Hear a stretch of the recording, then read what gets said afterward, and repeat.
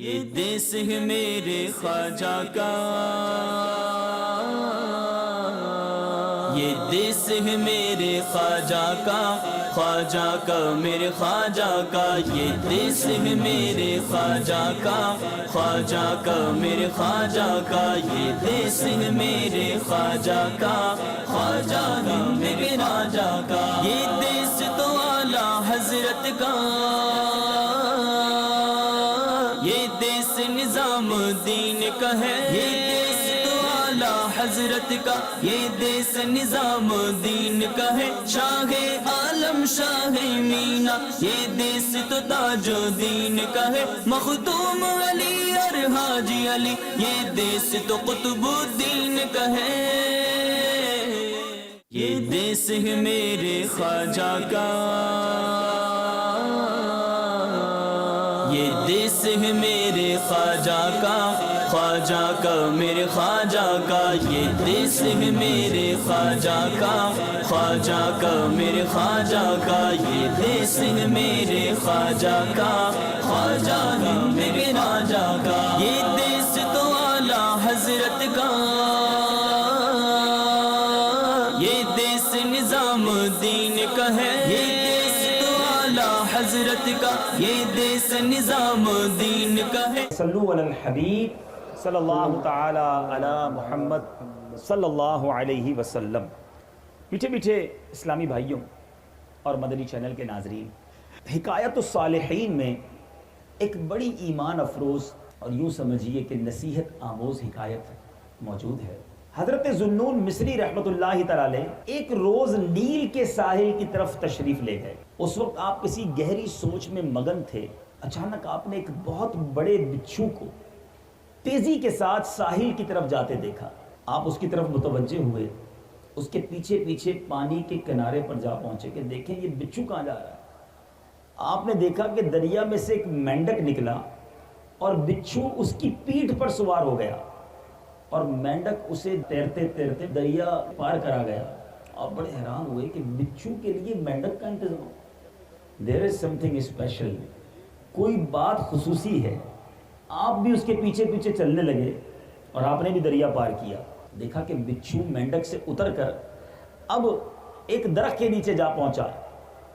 آپ نے غور سے دیکھا وہاں ایک نوجوان زمین پر مدہوش پڑا ہوا تھا، بے ہوش تھا، اور اس کے سینے پر ایک اشدہا، ایک بڑا سانپ اسے ڈسنے کے لیے تیار تھا۔ وہی بچھو تیزی کے ساتھ آگے بڑھا، اس اژدہے، اس بڑے سانپ کو اس بچھو نے ڈنک مارا، اس ڈنک سے وہ سانپ ادھر ہی مر گیا اور یہ بچھو واپس چلا گیا۔ حضرت ذوالنون مصری رحمۃ اللہ تعالی علیہ نے سوچا کہ یہ کوئی عام آدمی نہیں لگتا ہے، یہ اللہ کا بہت نیک بندہ لگتا ہے جس کی حفاظت کے لیے ایسا انتظام کہ بچھو پہلے مینڈک پر سواری کرتا ہے، پوری ندی اور دریا پار کر کے پھر آ کر سانپ کو مار دیتا ہے، یہ بڑا نیک آدمی ہے۔ تو آپ نے کیا کیا؟ آپ نے کہا چلو اس کے قدم چوم لیتے ہیں۔ اللہ والے بھی تھے لیکن جب ایسا محسوس ہوا کہ یہ کوئی اللہ کا نیک بندہ ہے، میں نے سوچا اس کے قدم چوم لوں۔ جب قدم چومنے کے لیے قریب گئے تو اس بندے کے منہ سے شراب کی بدبو آئی۔ آپ بڑے حیران ہوئے، آپ نے کہا کہ کمال ہو گیا، یہ تو شراب پینے والا ہے اور اس کی حفاظت کے لیے اتنا انتظام، اس طرح اس کو بچایا گیا۔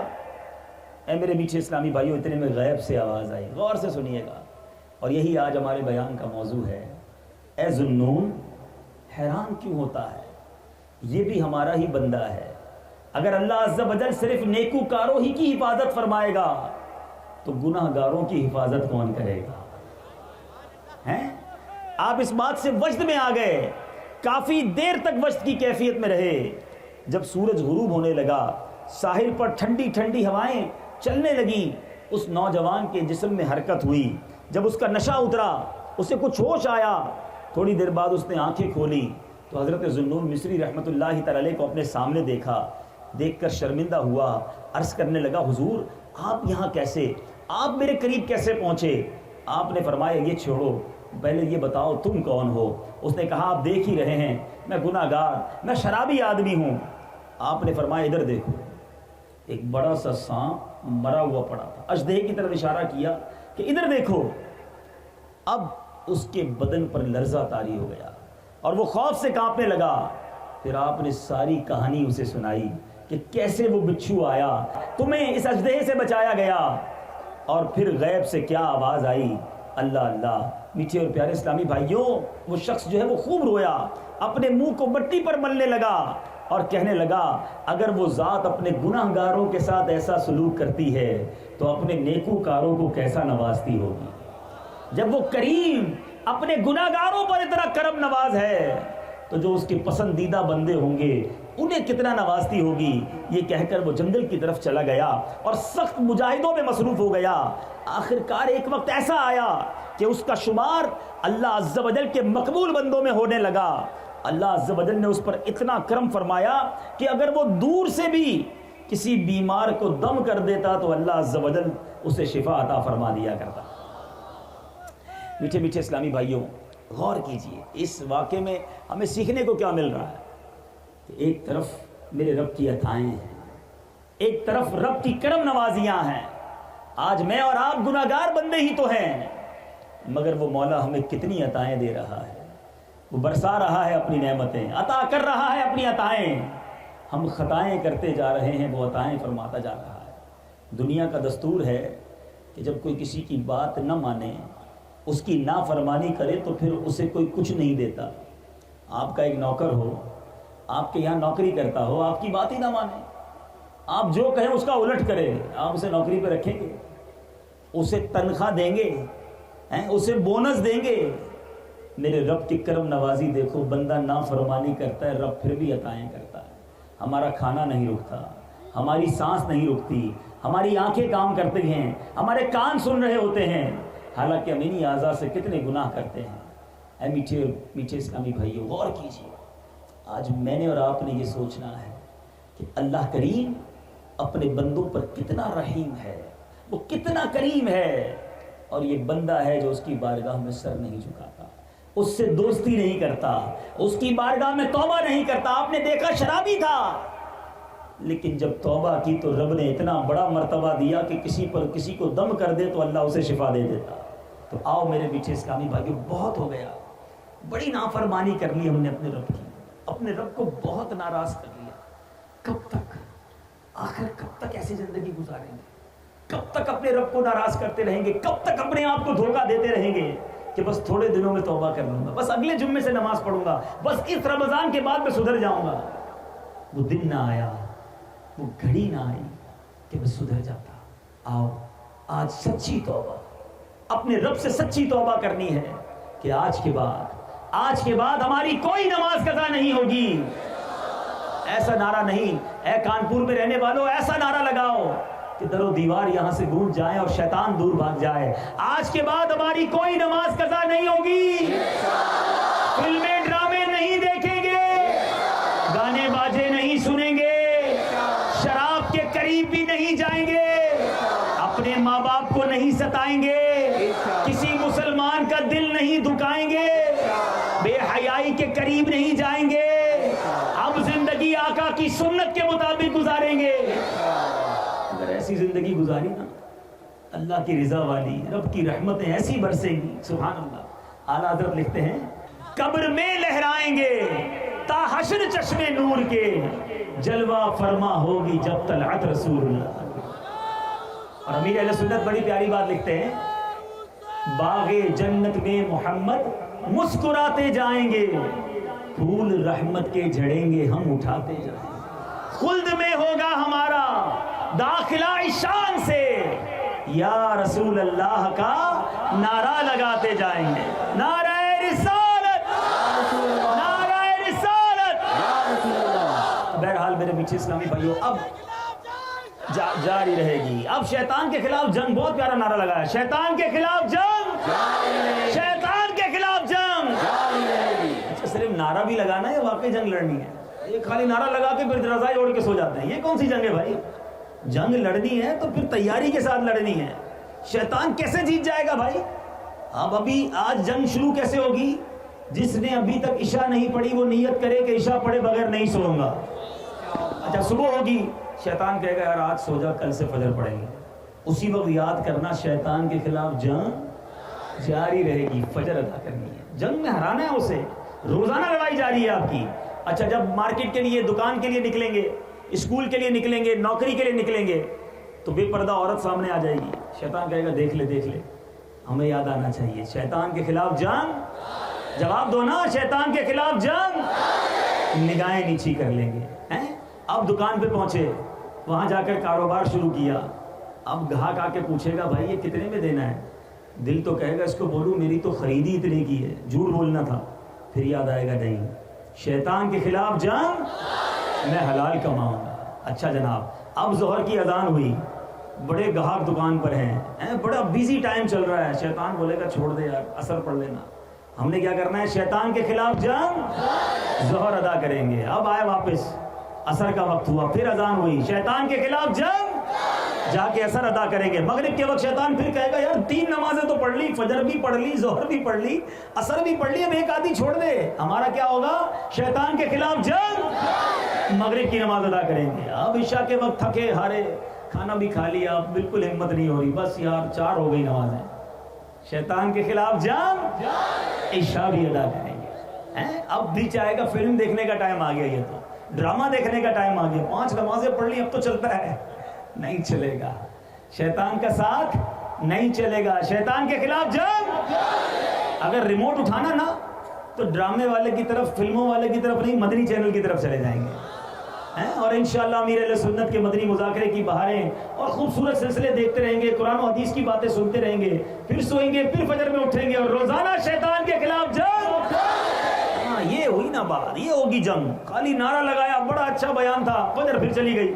تو انشاءاللہ پریکٹیکلی توبہ, انشاءاللہ ابھی بیان کے بعد یہ جب دعا ہوگی انشاءاللہ مل کر سچی توبہ بھی کریں گے. اللہ نے چاہ رو رو کر سارے دعا کریں. اللہ بڑا کریم ہے. شیطان ہے نا اتنا مردود ہے, 70 سال تک انسان سے گناہ کروائے. اب غور کریں, لیکن اللہ کی رحمت دیکھو, 70 سالہ شخص جس کی زندگی گناہ میں گزری ہو, ایک سچی توبہ کر لے, اللہ 70 سال کے گناہ معاف کر دیتا. شیطان کی ساری محنت جو ہے نا ملیا میٹ ہو جاتی ہے. یہ اللہ کی رحمت ہے. سبقت رحمتی علی غضبی. اب بات یہ ہے کہ رحمت تو پکارنے والا بھی تو چاہیے نا, سچے دل سے توبہ کرنے والا تو چاہیے. جتنے گناہ ہیں میرے مولا کرم سے معاف کر دے گا, بس بندہ سچی توبہ کرنے والا ہو. اے کانپور کے اجتماع میں اسلامی بھائیوں اور مدنی چینل کے ناظرین دنیا بھر میں جہاں کہیں سن رہے ہیں, بس آج پکی سچی توبہ کر کے جانا ہے کہ آج کے بعد رب کی نافرمانی نہیں کریں گے. میں کس کس گناہ سے توبہ کرواؤں؟ مجھے پتا ہے میری کیا خطائیں ہیں, آپ کو معلوم ہے آپ کی کیا خطائیں ہیں. بس آج یہ توبہ کرتے ہیں, یہ نیت کرتے ہیں کہ میں اس اجتماع میں جیسا آیا تھا ویسا نہیں جاؤں گا. یہ دیس ہے میرے خواجہ کا, یہ دیس ہے میرے خواجہ کا, خواجہ کا میرے خواجہ کا. یہ دیس ہے میرے خواجہ کا, خواجہ کا میرے خواجہ کا. یہ دیس ہے میرے خواجہ کا, خواجہ کا میرے خواجہ کا. الحمدللہ عز و جل, آج ہم کانپور شہر کے غریب نواز ہال کے اندر جمع ہیں. ہمارے ساتھ نہ صرف مختلف شعبوں سے تعلق رکھنے والے اسلامی بھائی, بزنس کمیونٹی کے اسلامی بھائی, بلکہ پردے میں رہ کر اسلامی بہنیں بھی شامل ہیں. اللہ کریم ہم سب کا یہاں جمع ہونا اپنی بارگاہ میں قبول فرمائے. اے میرے میٹھے میٹھے اسلامی بھائیوں اور مدنی چینل کے ناظرین, جن کے ارادے اچھے ہوں نا, جن کی نیتیں اچھی ہوں, اللہ تعالیٰ ان کی غیب سے مدد فرما دیتا ہے. اور جن کی نیتیں ہی درست نہ ہوں, میرے اسلامی بھائی بھی غور سے سنیں, پردے میں رہ کر اسلامی بہنیں بھی غور سے سنیں, کہ جن کی نیتیں اچھی نہ ہوں نا تو ان کے کام بھی برے ہو جاتے ہیں. انسان اگر اچھا ہو, دوسروں کے لیے اچھا سوچتا ہے, اللہ اس کا بھی اچھا فرما دیتا ہے. سب کا بھلا, سب کی خیر, سب کے بھلے میں اپنی خیر. جو دوسروں کا برا سوچتے ہیں ان کا اپنا بھی برباد ہو جاتا ہے. میرے میٹھے اسلامی بھائیوں, کہ قرض خواہ اگر قرض مانگنے آئے تو اسے قرضہ دینا چاہیے, یہ بڑے ثواب کا کام ہے. جی ہاں, اور اگر کوئی قرض لے تو اسے لیتے وقت یہ فکر بھی کرنی چاہیے کہ اسے ٹائم پر لوٹا دیں. ہمارا معاملہ یہ ہے کہ قرضہ لینے کوئی آتا ہے تو بڑی محبت, بڑی لجاجت کے ساتھ دھکے کھاتا ہے کہ بھائی آپ کی بڑی مہربانی قرضہ دے دیں. اب اسے قرضہ دے دیا, اب جس نے دے دیا اب اس نے دھکے کھانے ہیں, کیونکہ اس نے تو دینے نہیں ٹائم پہ.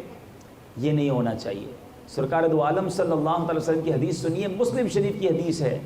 میرے آقا فرماتے ہیں بہترین شخص وہ ہے جو قرض اچھی طرح ادا کرے، یعنی قرضہ جو ہے اچھے انداز سے لوٹائے۔ اب اس میں بھی دو تین باتیں ہیں، علماء فرماتے ہیں یعنی مثال کے طور پر کسی نے پیسے لیے اور اب سود دے رہا ہے، یہ اچھا قرض لوٹانا نہیں، یہ حرام ہے۔ قرضے پر زیادہ دینا ہی تو سود ہے نا۔ رقم آپ نے کسی سے 5,000 لی اور کہا واپسی 5,200 دے دوں گا، یا وہ نہیں مانگتا پھر بھی دے دوں گا، یہ نہ دے، ٹائم پر لوٹائیں۔ ہاں البتہ قرض دینے والا اچھی نیتوں کے ساتھ دے۔ اب وہ لوگ جو قرض لیتے ہیں نا، ان کی نیتیں دیکھیں اگر درست ہوں تو کیسی مدد ہوتی ہے۔ میرے آقا مدینے والے مصطفیٰ صلی اللہ تعالیٰ علیہ وسلم کا فرمان بخاری شریف کی حدیث ہے، سنیں۔ میرے آقا فرماتے ہیں جو لوگوں کے مال قرض لے، جس کے ادا کر دینے کا پختہ ارادہ رکھے، تو اللہ عز و جل اس سے ادا کرا ہی دیتا ہے، اور جو ان کے برباد کرنے کا ارادہ کرے اللہ عز و جل اس پر بربادی ڈالتا ہے۔ جس کی نیت پکی ہو نا اس کی مدد ہو جاتی ہے، لیکن قرض لیتے وقت نیت ہی یہی ہو بس ایک بار ملنے تو پھر کون سے دینے ہیں، تو پھر وہ خود بھی برباد ہو جاتا ہے۔ ہمیشہ یہ خیال ہونا چاہیے۔ امام عشق و محبت اعلیٰ حضرت سمجھاتے ہیں جس نے کسی کے 3 پیسے جان بوجھ کر دبائے، سنو 3 پیسے، آج لاکھوں کروڑوں روپے لوگ ہڑپ کر جاتے ہیں، فرمایا کسی کے 3 پیسے دبائے، قیامت کے دن 700 مقبول با جماعت نمازیں دینی پڑ جائیں گی۔ 700 مقبول با جماعت نمازیں کس وجہ سے؟ 3 پیسوں کی وجہ سے۔ آج تو جناب لاکھوں روپے کھائے ہوئے پتہ ہی نہیں ہے، اور بندہ کہتا ہے سامنے والے کو بھی یاد نہیں ہے، یا کچھ لوگ کہتے ہیں ہمارا سامنے والا بگاڑ ہی کچھ نہیں سکتا۔ ٹھیک ہے آج وہ غریب ہے، آپ کو کچھ نہیں کر سکتا، تھک گیا، چکر لگا لگا کر اس کا ذہن بن گیا کہ یار اب نے دینے ہی نہیں ہیں، مگر کوئی ہے جو مظلوم کا ساتھی ہے۔ یاد رکھیے گا قیامت کے دن مظلوم کا ہاتھ ہوگا اور ظالم کا گریبان ہوگا، اور اللہ اس کا ساتھی ہوگا۔ اس دن ظالم برباد ہو جائے گا۔ آج دے دیجئے، لوٹا دیجئے، اپنا کچھ سامان بیچ کر دینا پڑے تو قرضہ دنیا میں ہی دے دینا، آخرت میں جواب نہیں دے سکو گے۔ لیکن آپ میں سے اگر کسی نے کسی کو قرضہ دیا ہے، سبحان اللہ، اسلام کیا مذہب ہے، کیا خوبصورت انداز ہے۔ سرکار دو عالم صلی اللہ تعالیٰ علیہ وسلم کا فرمان سنیے، میرے آقا فرماتے ہیں ہر قرض صدقہ ہے۔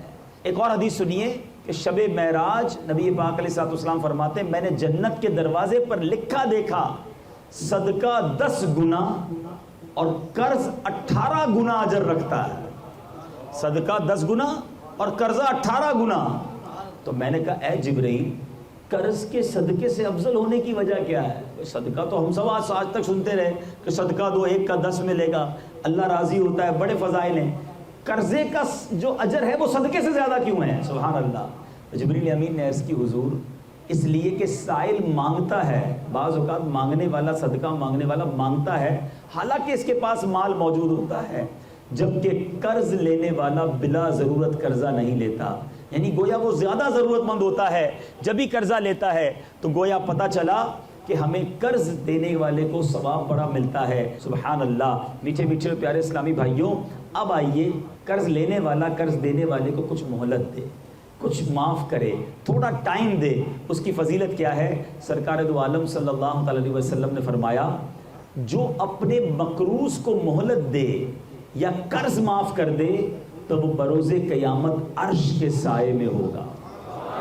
عرش کا سایہ وہ ہے جس دن عرش کے سوا کوئی سایہ نہ ہوگا۔ تو میرے میٹھے میٹھے اسلامی بھائیوں، ہم غور کریں، کیا ہم ایسا کرتے ہیں؟ آج تو بڑا برا حال ہے، سود پر قرضے دیے جاتے ہیں، سامنے والے کا گھر بک جاتا ہے، زیور بک جاتا ہے، قرض لینے والے کو رحم نہیں آتا۔ بعض اوقات انسان جو حرام روزی کی طرف جاتا ہے نا، وہ گھر والوں کے پریشر کی وجہ سے جاتا ہے۔ جی ہاں، پہلے کے لوگ جب گھر سے کاروبار کے لیے نکلتے تھے نا، تو ان کے گھر کی خواتین پتہ کیا کہتی تھی کہ دیکھو حلال کما کر لانا، ہم تھوڑا کھانا تو برداشت کر لیں گے، جہنم کی آگ برداشت نہیں کر سکیں گے۔ یہ گھر والوں کی طرف سے سمجھایا جاتا تھا، مگر آج ہماری بہنیں، ہماری مائیں، ہماری بچیاں وہ کہتی ہیں پیسے چاہیے کہیں سے بھی لے کر آؤ، آر دلاتے ہیں، شرم دلاتے ہیں۔ وہ برابر والے نے اتنا اچھا فرنیچر بنا لیا، اس نے ایسی اسکوٹر لے لی، اس نے بڑی گاڑی لے لی، دیکھا نہیں اپنے بچے کی شادی میں کتنا بڑا فنکشن کیا تھا، اتنے شاندار کپڑے انہوں نے سلوائے، جہیز میں اتنا سونا دیا، ہمیں بھی وہی دینا ہے۔ اب مرد بیچارہ پریشان ہو کر حرام کی طرف جاتا ہے، غلط کام کی طرف جاتا ہے. ایسا نہ کیا کریں. کبھی بھی اپنے گھر والوں پر یہ پریشر نہ ڈالیں کہ ہمیں پیسے چاہیے اور جہاں سے بھی لے کر آؤ، بلکہ انہیں آپ کا سپورٹ چاہیے کہ دیکھو ہم تھوڑے کھا لیں گے مگر حلال کھلانا. تو فیملی کو بھی چاہیے. بعض اوقات یہ نہیں دیکھتے کہ بھائی کماتا کچھ نہیں تھا، اچانک بڑے پیسے آنا شروع ہو گئے. کوئی کہاں سے آئے پوچھو تو صحیح. یہ جو چوری ڈکیتی برے کاموں میں کام کرنے والے، جوئے کا کام کرنے والے، ان کے گھر والے کیوں نہیں پوچھتے؟ جب پہلی بار وہ اچھے اچھے تحفے لے کر پیسے لے کر گھر پہنچا تو کوئی تو پوچھے کہ 10,000 تنخواہ تھی، یہ 20,000 روپے کدھر سے لے آئے؟ کہتے ہیں آ ہی رہے نا، آنے دو. اب ادھر سے روکا نہیں اور ادھر وہ بگڑا نہیں. ایسا نہ کیا کریں. اپنے گھر والوں کو بھی آپ کی اسلامی بہنوں کی طرف سے بھی یہ سپورٹ ہونا چاہیے کہ وہ حلال ہی روزی کمائی جائے، ورنہ دنیا اور آخرت کی بربادی مقدر ہوگی. بہرحال میٹھے میٹھے اسلامی بھائیوں، پردے میں رہ کر سننے والی اسلامی بہنوں، چونکہ آج بزنس کمیونٹی کے لوگ یہاں موجود تھے تو کچھ کاروبار کے حوالے سے، قرض دینے اور لینے کے حوالے سے مدنی پھول پیش کیے. آخری مدنی پھول جو کہ ہم سب کے لیے ہے اور اسلامی بہنوں کے لیے بھی ہے، اور وہ یہ ہے کہ حدیث پاک کا خلاصہ ہے. میرے آقا فرماتے ہیں تم میں سے بہترین وہ ہے جو اپنے گھر والوں کے ساتھ بہترین ہے. اپنے گھر والوں کے ساتھ بہترین ہے. سب سے زیادہ ہمارے حسن سلوک کی اگر کوئی حقدار ہے وہ ہماری ماں ہے. مگر ماں کو تو ہوٹل والی بنایا ہوا ہے. کھانا نہیں پکایا، کپڑے استری نہیں کیے، میں تیار نہیں ہو سکا، آپ کی وجہ سے لیٹ ہو گیا، امی آپ کے ہی کام کرتا رہوں. توبہ توبہ توبہ. ماں سے کوئی اس طرح بات کرتا ہے؟ اے میری اسلامی بہنوں جن کی ماں زندہ ہے، اور اے میرے بھائیوں، ماں بہت بڑی نعمت ہے. جس کی ماں حیات ہے اس کی دعائیں لے لو. پوچھو ان سے جن کی ماں چلی گئی. ماں ہے تو اس کی خدمت کر لو. اور یہ میری بہنیں جو سن رہی ہیں، اسلامی بہنیں، کبھی بھی گھر میں ایسا ماحول مت بنانا کہ کسی وجہ سے شوہر، آپ کا شوہر جو اپنی ماں سے ناراض ہو جائے یا ماں آپ کے شوہر سے ناراض ہو جائے. ایک اچھی بیوی کا کام یہ ہے کہ گھر میں ماحول ایسا بنائے کہ ماں اور بیٹے میں دوری نہ ہونی پائے.